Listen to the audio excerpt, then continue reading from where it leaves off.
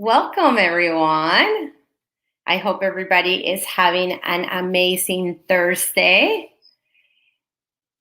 I am very excited today to be hosting an incredible human being, a good friend of the environmental movement, and somebody that I know now for a few years that is doing incredible work, Reverend Yearwood.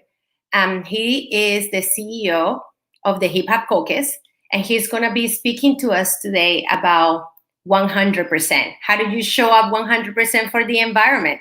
How are you holding up 100% as who you are in this quarantine and throughout the coronavirus? What does that mean to get LA to 100% renewables and to get this nation to 100% renewables? So I'm super pleased and I'm very excited to be hosting Reverend Yearwood today in my live stream. So please help me welcome Reverend Yearwood. Hi, Rev. How are you?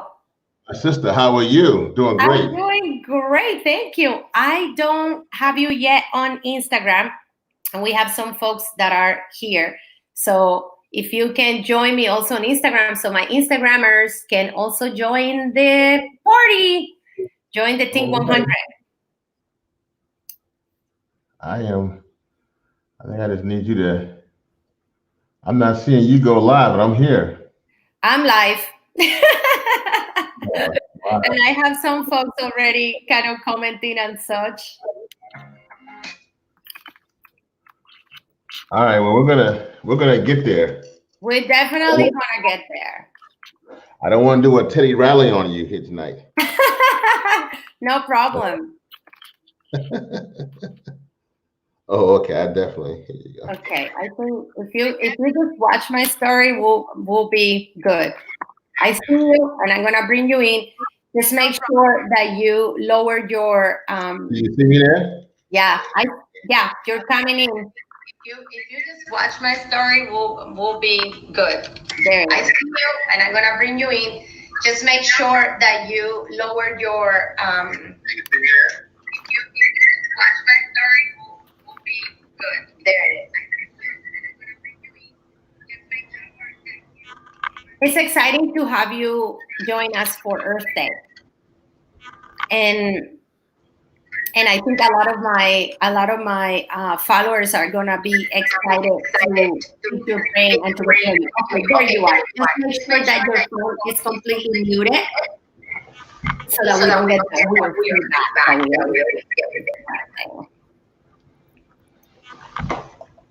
But I see you upside down though on Instagram.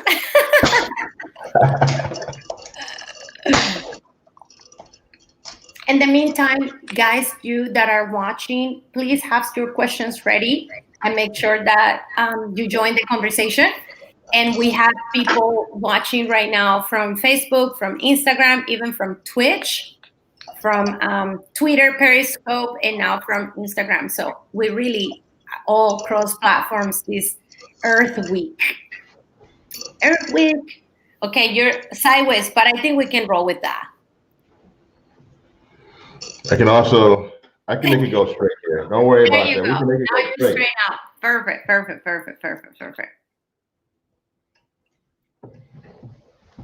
Awesome. Way better. How are you doing? I'm doing good. Can you hear me okay? I hear you perfect, and I don't even have the feedback. So it's a win-win situation today. It's a win-win situation. I am so grateful for you to joining me today.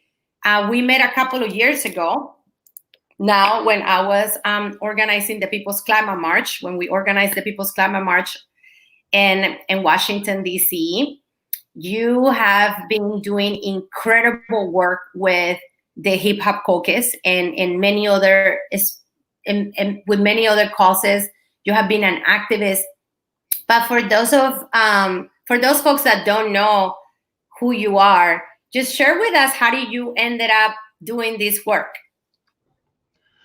Well, I mean, I think that I make sure you can see me okay. I'm looking at you. There you go. Actually, hey, there you go. So I think that, we've been doing this work now, Hop Caucus, since this will be going on 16 years. Mm-hmm. And the reality is that The caucus started off doing work around democracy and getting out the vote. That was our main thing. We actually came out of a coalition of organizations who were doing, from Russell Simmons to P. Diddy to many other folks who were doing that work, and they helped to create the Hip Hop Caucus back in 2004. And so one of the things there is that we got engaged to really figure out how we could use our creative expression to facilitate our political experience, and being very serious about what needs to be done in that aspect. So that's how we really got here. And then when Katrina hit in 2005, I'm originally from Louisiana. So when Katrina hit in 2005, we were able to move right into action in that aspect. So yeah, that's the beginning of Hip Hop Caucus, and it's grown. I'm no longer the ED. I'm actually happy to have moved on from that standpoint of a day-to-day. We have Liz Halfstead, who is there and out there in LA. No, we're actually based in DC and LA. So it's just exciting to be here. Yeah. Well, and how did the transition from a voter registration and engagement, voter engagement, which is so important, especially in communities of color, how that transition from that to the environment came about? Because I met the Hip Hop Caucus through your heavy engagement around environmental justice issues, indigenous rights issues, and all the advocacy around 100% renewable energy. So how did you guys see the transition? So this is the thing. I think that the reality really again starts from Katrina. When Hurricane Katrina hits on August 29th, 2005, we spring to action. When we spring to action, we're springing to action not so much around the issue of global warming or climate change, but really behind the reality that you have poor people, and particularly poor people of color, who are being left behind in the richest country in the world. And we're seeing the human toll of that. We're literally seeing mothers who are carrying their babies on their backs. We're hearing the stories of grandmothers who are drowning literally in their homes because the seas, the flood waters are rising. We're seeing the destruction, and then after the destruction, we then see how people are being treated like criminals. They're being called refugees, and so I think that for us, it's like, and I think this should be for any climate activist. The reality is that you have to get engaged in this process because of the human aspect, because your heart is breaking. Now, the science and everything else that goes along with creating the crisis, that's important to know, because there are culprits in that process. There are polluters. There are folks who are part of the fossil fuel industry who are doing those things. But the reason why we got into this is because we were simply crying, and we were crying because our people were dying. So we got engaged in it off the bat, and then when we begin to look at the reason why we were going through this, we found out two things. One, that they are the polluters, and literally people are literally causing the climate crisis because they refuse to transition from fossil fuels to clean energy. But also, if there hadn't have been a Katrina, that the pollution and the landfills and the destruction that are being put in people's communities are causing them to have cancer and emphysema and asthma. So we really begin to get engaged with them in that regard, moving from that standpoint. Now, we didn't. We are the Hip Hop Caucus. So we were very fortunate, maybe fortunate and unfortunate. We were fortunate because we really didn't get into this as any green group, as any environmental group. We wasn't We wasn't joining this movement because, we were the hip hop climate organization or the green hip hoppers. That wasn't how we got into this process. We got into this process because we were who we were. We were an organization who were using culture to bring awareness to injustice, and that became another injustice. But when we got into the movement, it was very interesting because we found out that a lot of people were they wanted to put us into a silo. They said, "Well, you're predominantly people who are Black and brown and red and indigenous people. So we're going to put you into this silo. You're going to be in the environmental justice silo. That's going to be your box. Stay there. Maybe because you work with young people, you could be in the young people's box too as well." And we wasn't in any box. We wasn't trying to be in any box. We wasn't trying to be in any kind of, we wouldn't have anybody's silo. We just was here to fight for our people. So we didn't get about any of those boxes they were talking about. We were like, listen, I don't know what box y'all talking about, but the box we gonna be in is the box to fight for our people. And if that's the box you want us to be in, fine, but we're not gonna be in any box. And I tell you, I think that was the most important thing we did, because we began to deal with issues regarding global warming and climate change and climate adaptation and climate resiliency and all the things that are within the issue. So we didn't, deal with the Arctic and issues in South America and issues in the Caribbean and issues in on the continent of Africa. We began to get those issues because we weren't in a box. We just were like, listen, wherever our culture goes, and the crisis is there too, we're going to be there. So that's really why I think we have emerged as a powerful voice in this movement, because we just refuse to be in anybody's box. And I think that the one thing that we have to do in the climate movement, in any movement, progressive movement, is that we have to break down the silos within our movement that people want to put people into. They want to say, you're a woman, be in this box. You're gay, be in this box. You're Black, be in that box. You're brown. No, we are freedom fighters. We see injustice. And so we are going to fight for humanity, regardless of wherever it is.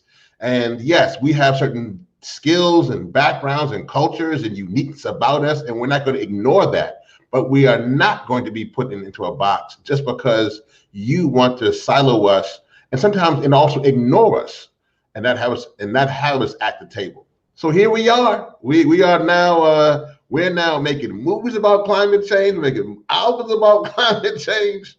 We're doing all these great things because we simply refuse to be in that box. And you bring in such a strong point in that, what affects women rights or people of color, or whether you're Black or brown, or whether you're from South America, from the Caribbean. It's the same thing that oppresses other people. The same oppressors are the fossil fuel industry, our banking system, our capitalist, system that we have in this country. I mean, it has got us to this point where we have a pandemic, where we need relief, where millions of people are out of work from all around the world, where there have been losses, where families have lost loved ones because we have a dilapidated healthcare system that doesn't work, especially for those that are also most affected by climate change.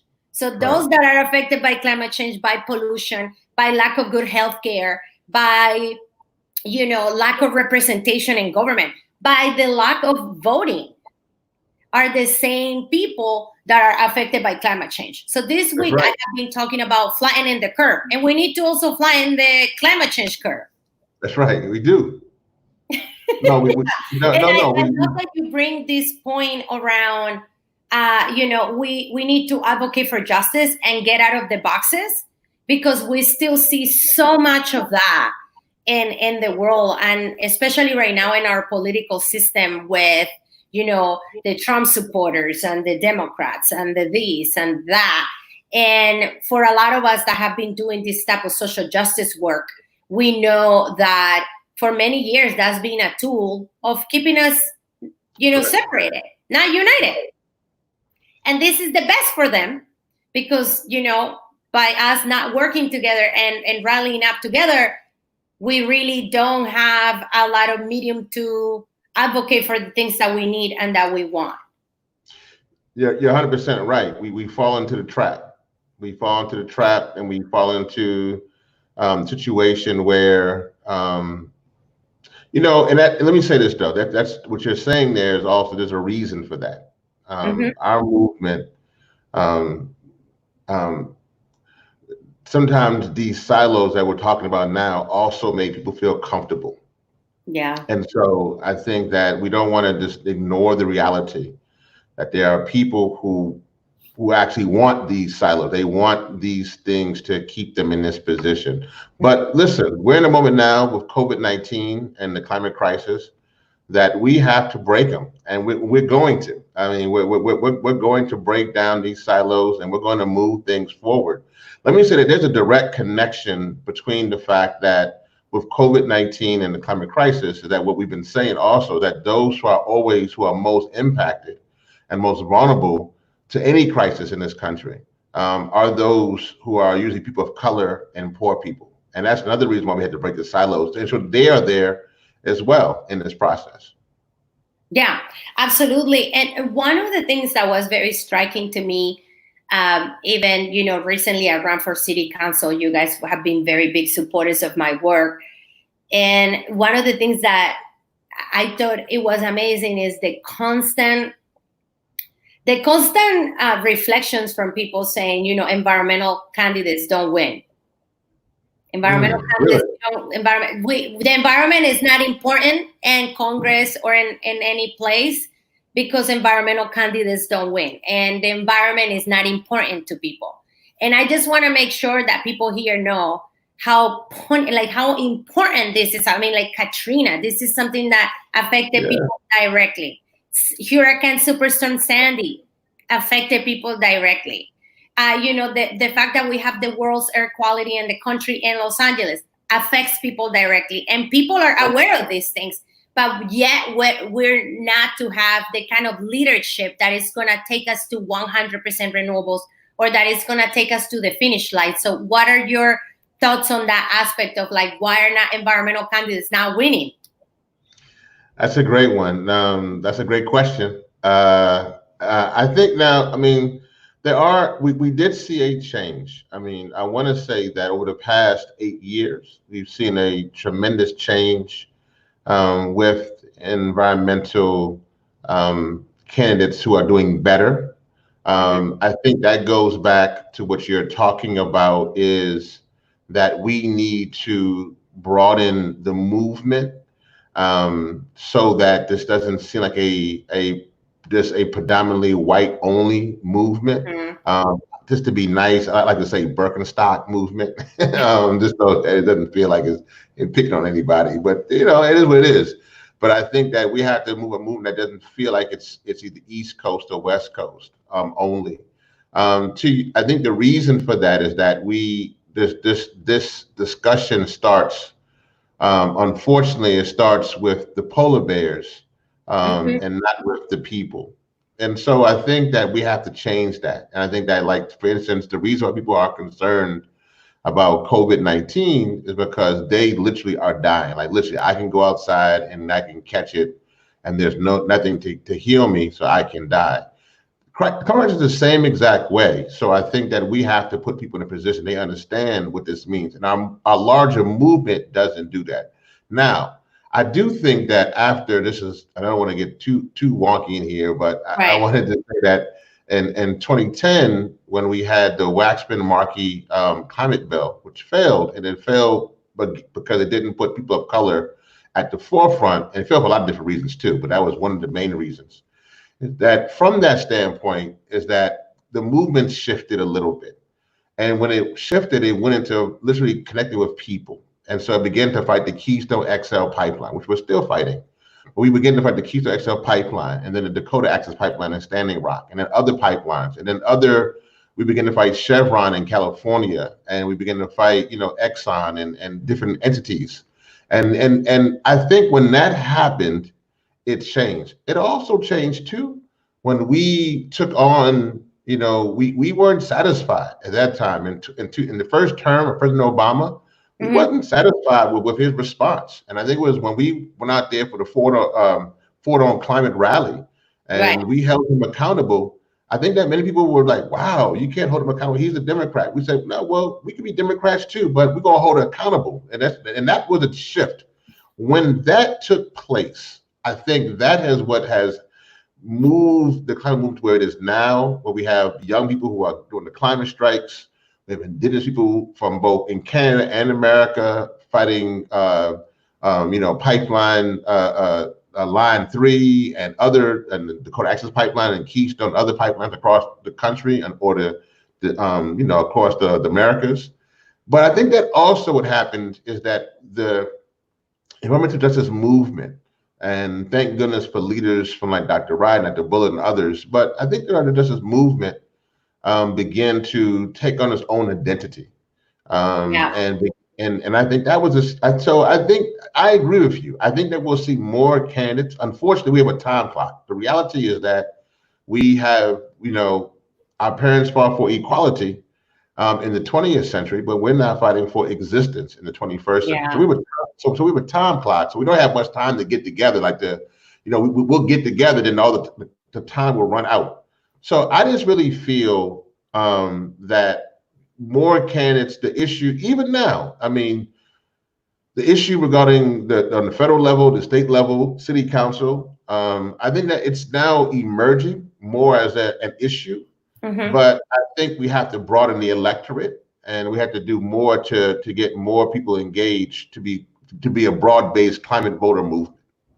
Absolutely. Absolutely. And we need to move away from this notion that the environment comes second for people.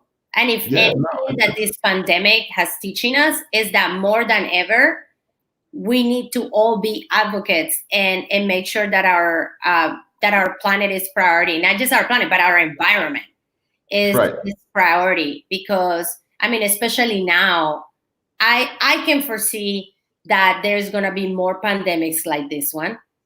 That No, they will. No, they will. Yeah, a huge definitely will. factor Yeah, is gonna be the environment. Why? Because we have climate change.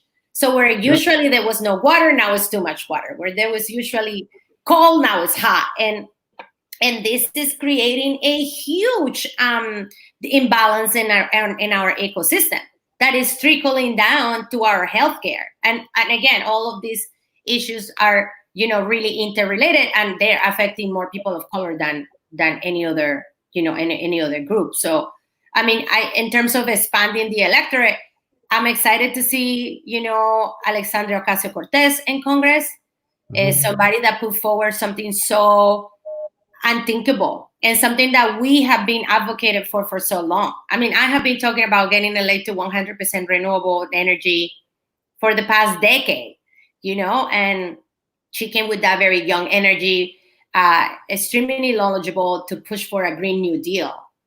So I really dream with the moment where all this stimulus money doesn't just help our economy recover, but it also gives green jobs and that we can invest and the renewable energy industry so that it can employ all these people back again, and that we can have a flourish economy that is based on something renewable and that is sustainable for our environment and for us.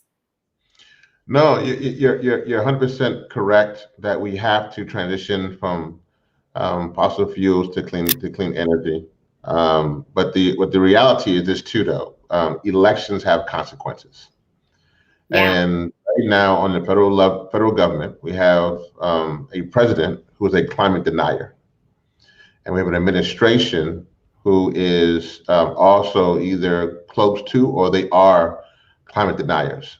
We also have folks who are polluting, who are now in positions either from the Federal Energy Reserve Council (FERC) Hmm. or to the EPA from the Protection Agency, to other agencies, the Department of Energy, and so on and so on. Yeah. And they are now rolling back. And so they are now also looking for the opportunity that we have. So during this crisis, they are now rolling back the car standards. They're rolling back the mercury rule. The clean power plant is gone. The clean power plant has been decimated.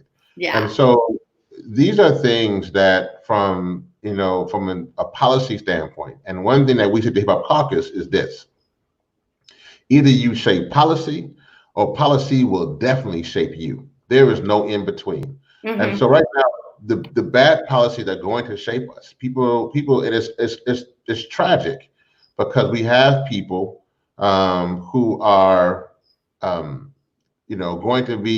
who are suffering from COVID because of respiratory illnesses, because of asthma, because of other diabetes, and these things that are being rolled back will actually cause them to be in that same position.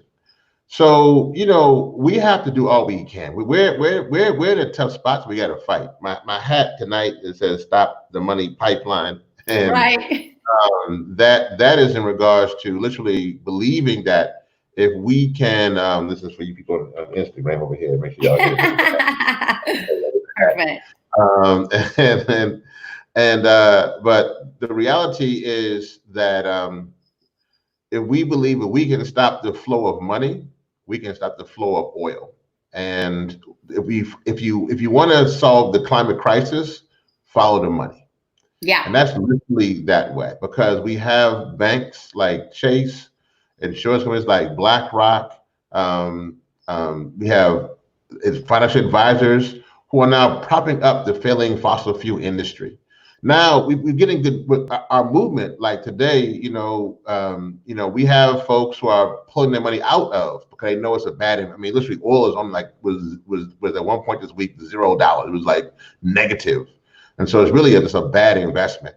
So we have folks who are pulling their money out of that investment, and we were hoping that they can move it into clean energy. But again, that's why this administration is that's why the voting is so important. You have got to vote. We have got to put people in positions who can help make sure that we transition to 100% clean energy. And that's not only on the federal level. That's on the state level and on the local level. And I hope that you continue to do what you were doing before and do what needs to be done. But we need to have folks like you and others in these positions because we need to have climate champions creating policy. Yeah, thank you for that. And, for people, when I was running for office, especially in my area, there is, like, for example, I live 3 blocks away from an urban oil drilling site. There's oil drilling happening right now 3 blocks away from me, from my home. And this is not exclusive to me. This happens all around in many cities. Environmental justice is happening at every level.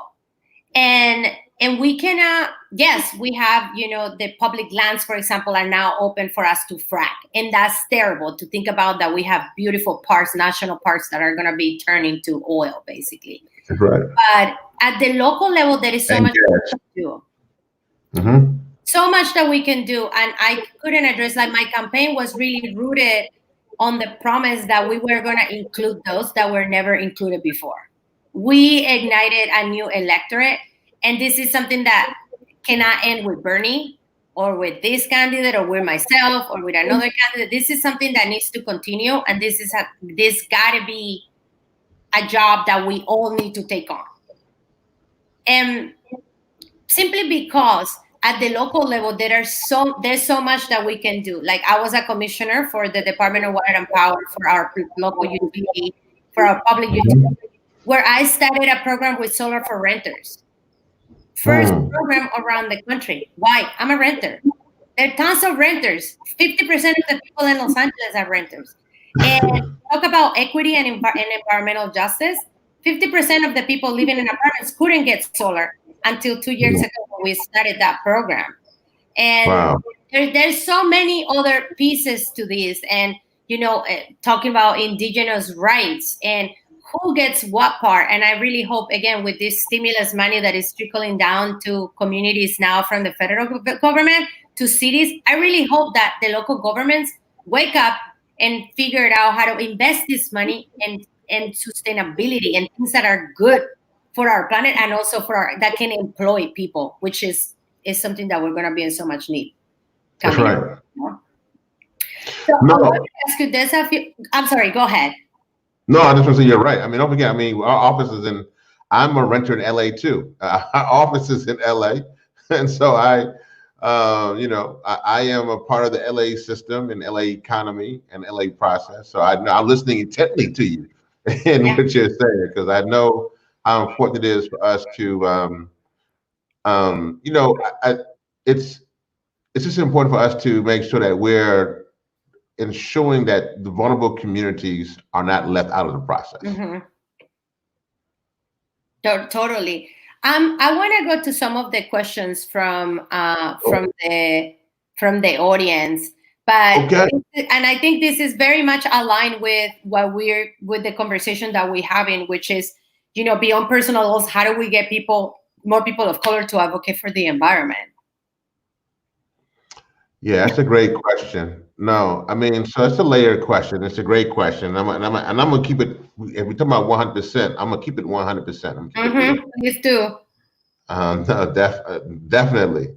Um, the we have to today. This week is the 50th anniversary of the creation of the celebration of Earth Day. Right. And that celebration came out of what was originally teach-ins, which were good. I mean, Dennis Hayes was a young activist, and Gaylord Mhm. Nelson was a senator from Wisconsin.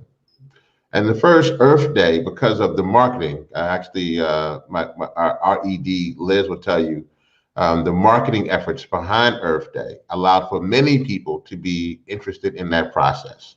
And many, even though the core groups around it were still not people of color, the marketing around it from let people get really want to be involved. Marvin Gaye created a song behind it, other things. I start there because most of the organizations that we have today what are considered called the big greens, and big greens, what the people say are large environmental organizations. They have large annual budgets to work from. So these big greens, there's 35 of them actually, and there's probably about 10 or 15 that are really big, and then the other 15 are like medium sized, which are still big organizations. But most of them were created between 1969 and 1972. So your NRDCs, your LCVs, Right. your Earth Justice, EDF, I think also was Action one Network. Yeah, most of them were created at that time. Most of the older conservation, which is actually important to understand, like NWF and Sierra Club, are much older. But most of the Yeah. environmental organizations are created between this time frame. I bring this up because something happens in which they instantly begin to get comfortable with who they could connect with. And even though things from the gay rights movement, the movement with Cesar Chavez and movements for environmental justice and the movement for civil rights, movements for women's rights, all the other Mhm. movements, the anti-war movement, even though they were there, they didn't work with them to bridge the gap. So as we went on for the next 50 years, people of color didn't feel like this was their movement, even though they were the ones who are most impacted by this. Mhm. So now what has to be done, we kind of have to go back in time a little bit and literally begin to fund and give resources to communities, to candidates, to organizations of people of color, so they can, in essence, build up quickly.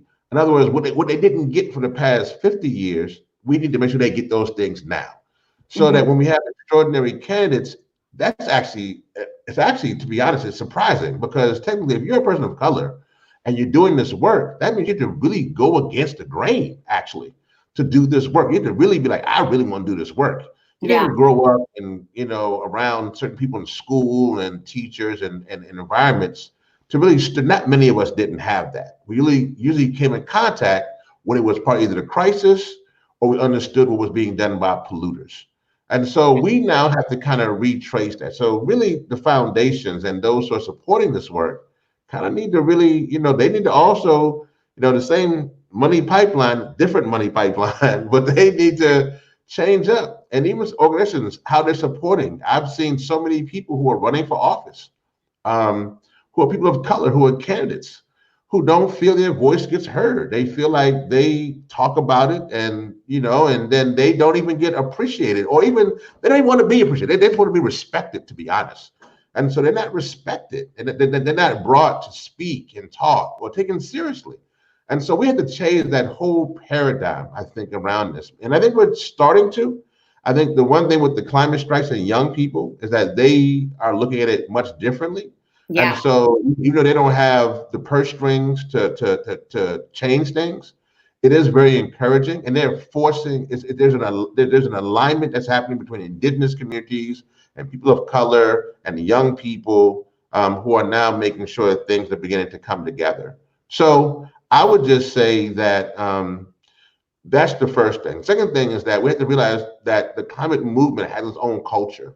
It doesn't want to say that, but it does. It has a very distinct culture. It's that it has. absolutely. I mean, the mainstream environmental movement has been led by white middle class people that, in a lot of ways, created organizations that excluded people of color. Maybe not intentionally, maybe intentionally. Yeah, maybe. But it hasn't been something that we see ourselves represented. So representation does matter.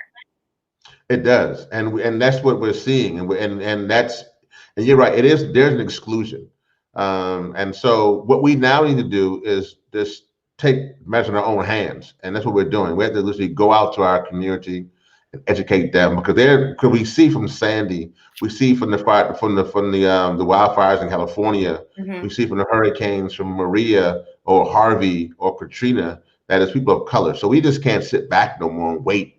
And also we can't be used and be in any kind of, we can't be the pawns or be like, we're just, being used that, hey, you speak and then you leave and then we get, no, those days are over. The So I think that tokenism is over. We also need resources, and we need a seat on the table.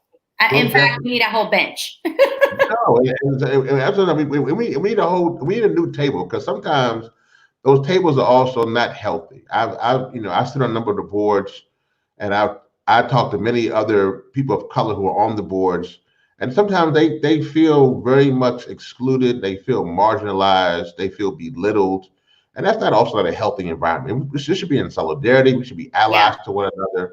So it's not about creating an unhealthy, not because you live in the hood, it's been gentrified. You know Black and brown people. No, because you live in the hood, that just got a new new apartment for you. That doesn't mean you know Black and brown people. So you got to kind of take some time to understand, and the culture and people respect that in a way that allows for all of us to be be together. And I think that's what we have to see.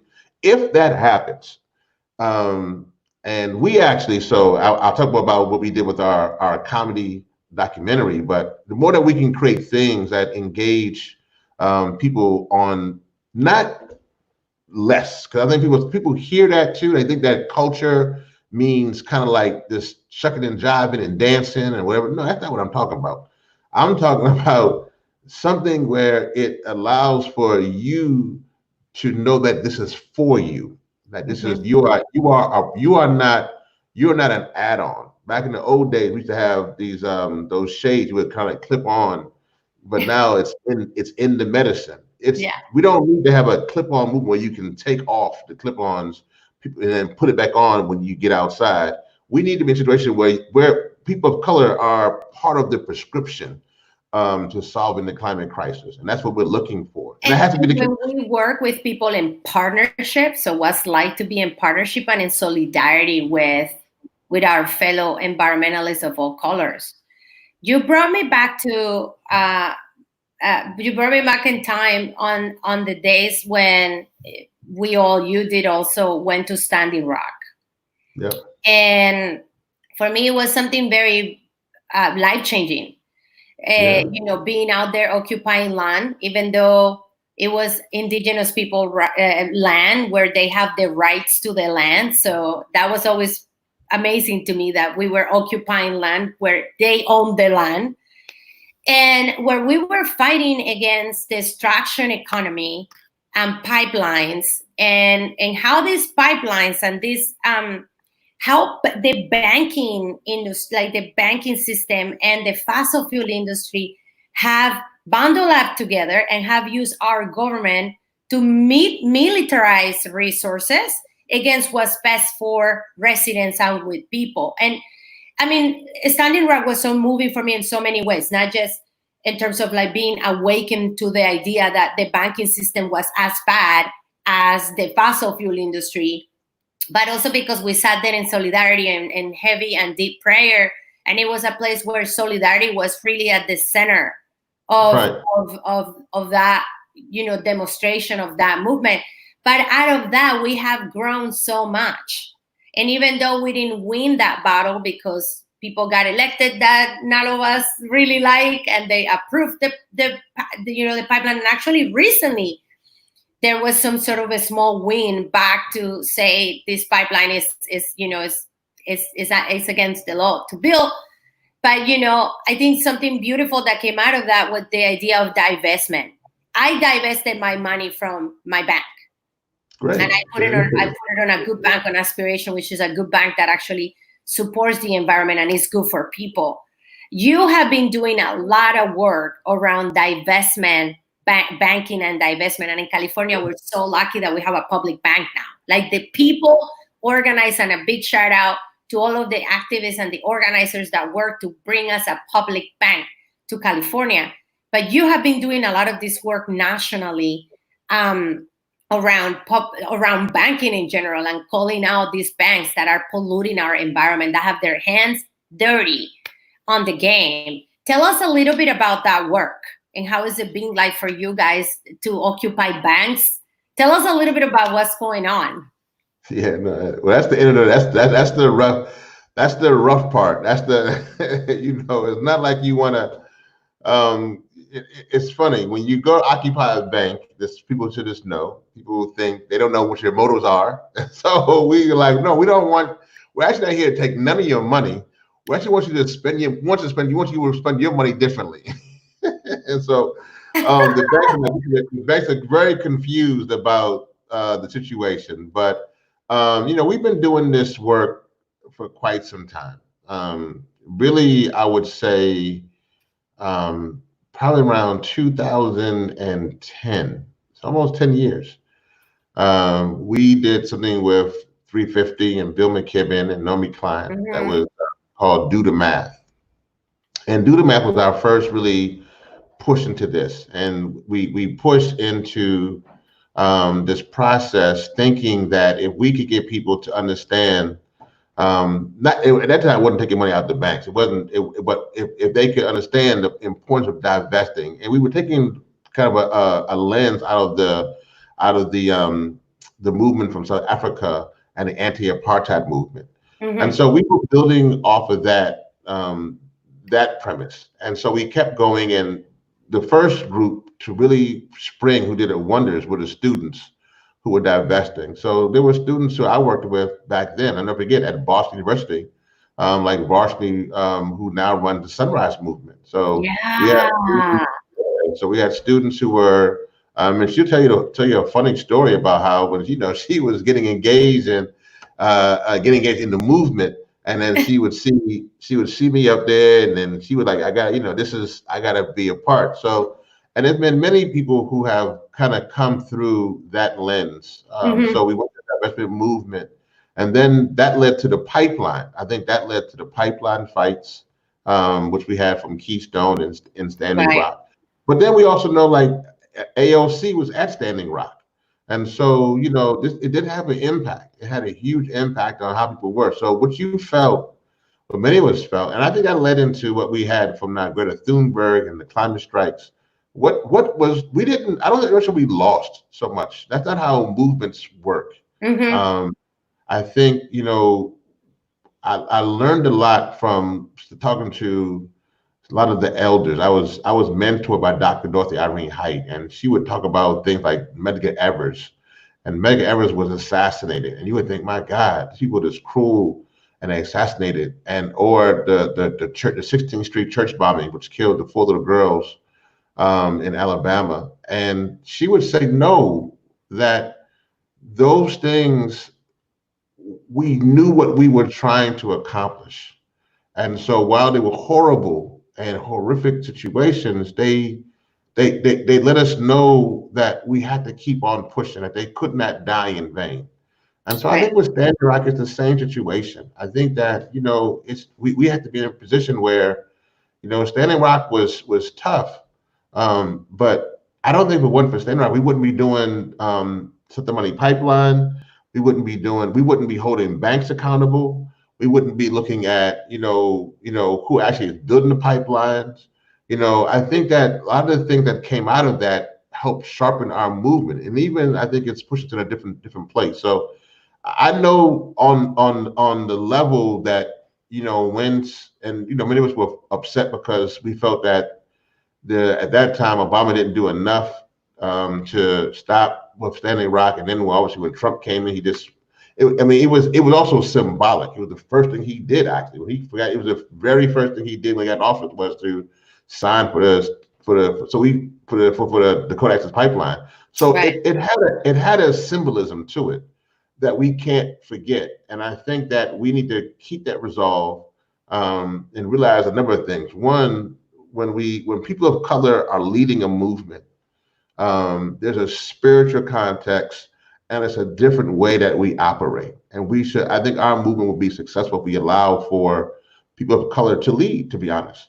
Standing Rock had women who were there and in charge, and young people. I think that our movement has been very patriarchal. And I think that, more women leading the movement, the better the movement is. Yeah. We That's such a good saw that. point.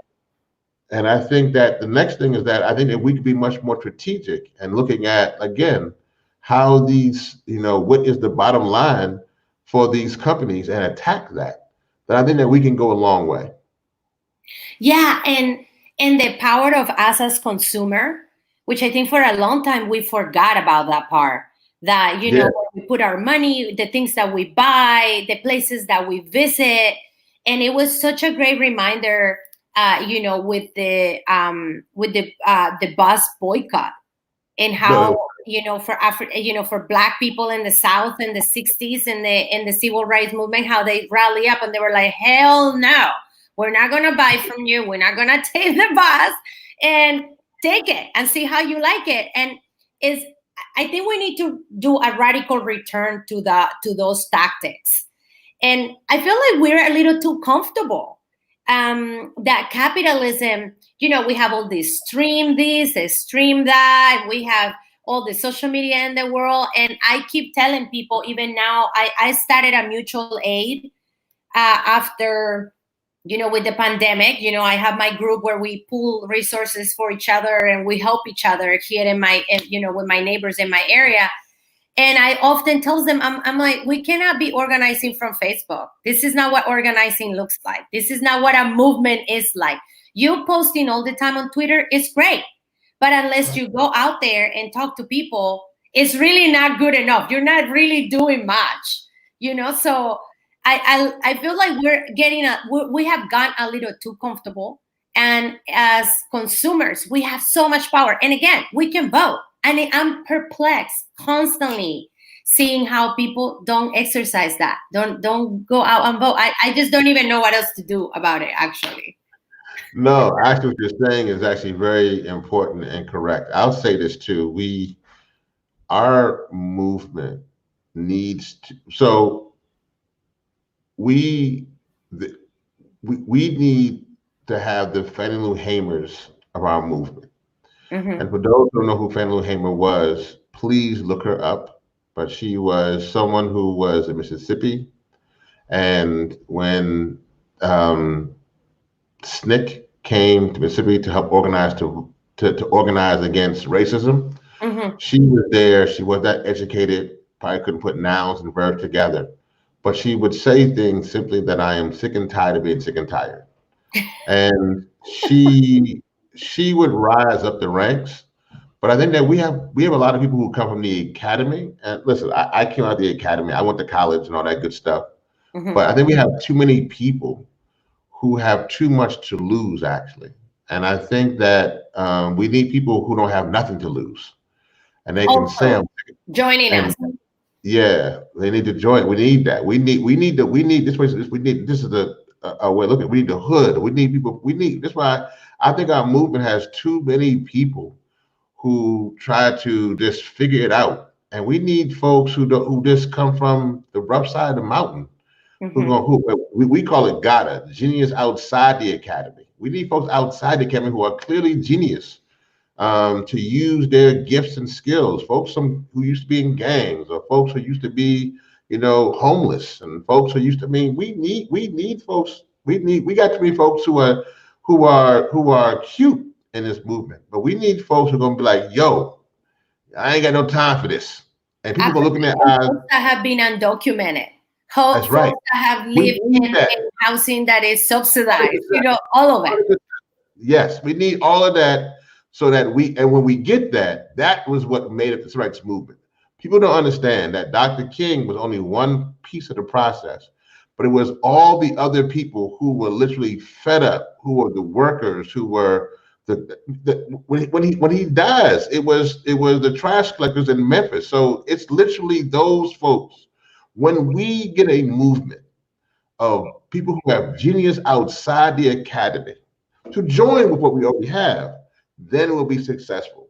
If we have folks who are more some of their resume and their CV and their LinkedIn and how many people they got following them, listen, that's not how this works. Yeah. We need to have it in their heart that they're going to fight, and they're going to fight to the end. Yeah. And I just want to say something that actually you and I work together on this, which is to change everything. It takes everyone. And most definitely. This was the tagline for the People's Climate March after, Trump won in 2016. And we were like, okay, well, we're going to need just everyone, not just the Women's March and not the Science March. Remember, believe the science. And we're like, no, we need everyone to rally up with us, mothers and teachers and nurses and people that didn't go to school and people and Republicans. We also need them. Oh, definitely. We need. Listen, this has got to be a movement for everybody: black, white, brown, red, male, female, straight, gay, theist, atheist, humans. If you are humans, you fit the category. Absolutely. And I definitely want to leave people with the idea that we need to advocate for a world that is powered by 100% renewable energy. And as someone that has worked on pollution, I help LA divest from coal. That was my first campaign with the Sierra Club when I was a Sierra Club organizer. I have helped ban the single use of plastic bags and straws and beyond the clean power plan and more regulation. I mean, yes, but I just can't address enough that we are in the era of moving towards solutions that work for everyone, especially for those most affected by climate change and by pollution. So I really hope that we really right now push for a Green New Deal bigger and better and broader, and that we get everyone the opportunity to enjoy a good green job that is going to be good for them and for their community and for the environment. I'm with you on that, and I think that I go like they're broadening the movement. And I would encourage people, if you haven't gone to our site, please go to think100climate.com. We do things from podcasts to music to film to activism, and I just want to shout out this film that was created. Yes, tell us about the comedy, because I was watching the video and I was cracking. I saw so many friends cracking jokes and so many famous people too, and it was cool. It comes out in 2021. It's really going to be great. It's going to be a game changer in many cases. And one of the things there is that I see you looking around there. I see you got but I see one of the things there that with Ancient Moments Heat Wave is an amazing climate comedy documentary. Please go to the website and check it out. But it's something that's going to be very unique. I want to put it on the banner so people know. Yeah, it's think100climate.com. Think100climate.com. And all, right? Yeah, like 100%. What are we talking about? Yeah, perfect. 100%. Yeah. think100climate.com, and Got it. please go there and check out the trailer. You'll enjoy it. It's so cool. And before we wrap up, I wanted to just ask you, how do you see the role? You work with a lot of artists, lots Yep. of artists, and it's your bread and butter, and it's like what makes the Hip Hop Caucus so amazing. I'm often times talking about you guys when I meet friends that are artists, and so what is the Hip Hop Caucus up to nowadays? Where I we mean, headed COVID, with the Hip Hop Caucus? yeah, no, I think right now, and let me actually end on this note in regards to we had a rapper, Fred the Godson, who got COVID, and he died a little early today, Hmm. and that sent shockwaves through because he was younger, and he died. He was in the Bronx. And we've had a lot of people who have been hurting. And so, we work with a lot of celebrities and people like that. But I think that right now, at this moment, because of what we're working on right now is COVID-19, Mm-hmm. a major thing. The climate crisis is right there on the list, and democracy. So I would say three C's. I would say that COVID, the climate crisis, and civic engagement. Beautiful. Um, I think those three things. And then we're also trying to figure out how we can fight poverty, pollution, and the pandemic at the same time. Mm-hmm. So I just want to say to everybody who's been watching, and first of all, thank you for all that you've been doing. And I look forward to us continuing to build this movement. I think that's the most important solution, is that we have to broaden this movement and get in people who everybody needs to feel comfortable at the table. But I just want to say that ultimately, right now, the time when every day ain't guaranteed. Like because of this pandemic, hurricane season starts in about 2 months. Yeah. That this is a tough time, and we right now need us to stick together. We need humanity to come together, and I just believe that organized people beats organized money every single Absolutely. time. So I just believe in us as humans. And I know people are cynical. People play games. They ask dumb questions. They want to be funny. They want to be like, they want to do all kind of nonsense. Listen, as this is my reverend side, when people die, it's real. It gets real quick, and we in the real quick mode right now. So we got to come together, put aside games and nonsense, and fix this crisis regarding our climate, as well as this crisis regarding the coronavirus. Absolutely. I want to thank you so much for joining me today. Thank It's you. been awesome catching up and hear you. And I know that I can always count on you. And of course, I'm going to continue collaborating with you and with the Hip Hop Caucus in more Thank you. videos and more That exciting goes both ways. Yes. things. Maybe I return to DC when all this is great. It's That'd ending be a little. fantastic. That would be great. Listen, well, we need some climate champions here in DC. That's for Yeah, sure. absolutely. Definitely. I would love to come back and do more of like the national work that is so necessary right now. But for those of you that are wondering, like, well, we can't leave the house. I think I lost you on Instagram right now. But for those of you that are wondering, I can't leave the house. I can't do this. I can't do that. That is so simple to check on your neighbors. It really is just so nice to leave a note and say, hey, I live next door. This is my number. If you need anything, please call me. Let's return to that humanity, because as we heal ourselves, as we build community, we're also going to heal our planet. And there's no other way. There's no other way. And I love the call to action that you're giving us, which is like we need to include everyone. Everyone needs to come on board. Homeless, with money, with no money, with college degree or not. Everybody needs to be included. And what a better time that utilize this moment that you have to get to build your community. Go ahead and do that. You don't need to be out there touching anybody or hugging anybody, but you can show your humanity. No, you can. And I guess, you remind me this, if I can, I want to share this story because this is the 15-year anniversary of Hurricane Katrina. Mm-hmm. And I do just wanted to share that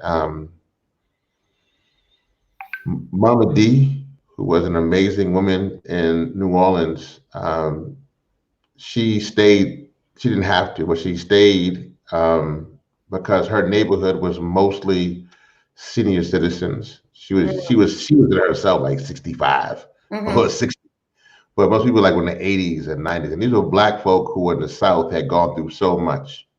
When Katrina had hit, she saw that she would see seniors floating down her street on Mm-hmm. Derjawan. And her and her son would go out there with a rope and tie them to the tree. Because she said simply, those are my neighbors. I Yeah. couldn't let them just float away. When we talk about the climate crisis, I'm talking about those grandmamas 15 years ago who was floating down Derjawan Street. This ain't no game. This ain't nothing that we got to figure it out. And so when I talk about this, it's about all of us coming together. And I believe that I can't bring back the folks who passed from Katrina. I can't bring back the folks who died in Puerto Rico. I can't bring back those who were hurt in California or Florida. But what I know we can do, we can come together, and we have to come together. So that's why, to me, this moment is simply about all of us literally moving forward to do what we have to do. So, my sister, I thank you so much for doing all that you do and continue to do what you're doing and fighting for not only for us, but for the next generation. Thank you so much. And thank you so much for joining me. And I hope you have a great quarantine, whatever that is to you. I have been busy. No, you me know, too. I have I'm, been busy. I have give masks. We have like donations of masks, and we're giving it out to folks that really need them and organizations. So we've been busy, but I'm just so grateful to you for joining me in this week of flattening the curve of climate change, and for celebrating Earth Day with me. And you're someone that I just have so much appreciation and admiration for. So I hope you come back to my live stream one day. And I hope that we continue collaborating. I know that we will. And thank you so much for joining me today. Thank you. And have a great evening. Thank you, guys. Thank you. Bye-bye. So that was Reverend Yearwood. I hope you all enjoy his commentary, and thank you so much for giving us your questions and for tuning in. I have created this space for us to have a moment to learn about what others are doing, to utilize the knowledge that we're getting from these live streams, and to share it with the world. So if you feel like this was something that is helpful to you, and that is compelling, and that is something that somebody else needs to hear it, please share it, comment it, post it out there, and let the world know that we're creating a community that is beautiful, that is thriving, and that is working together.